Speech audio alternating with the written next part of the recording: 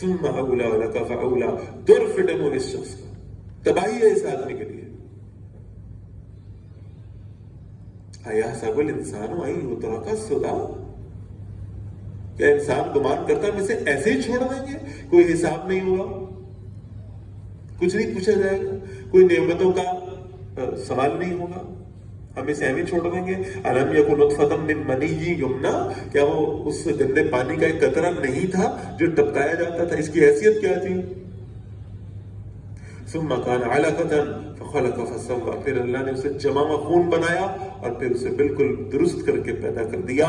فجعل منه الزوجين الذكر والانثى، پھر اللہ نے اس میں سے دو جوڑے مذکر اور مؤنث کے بنا دیے.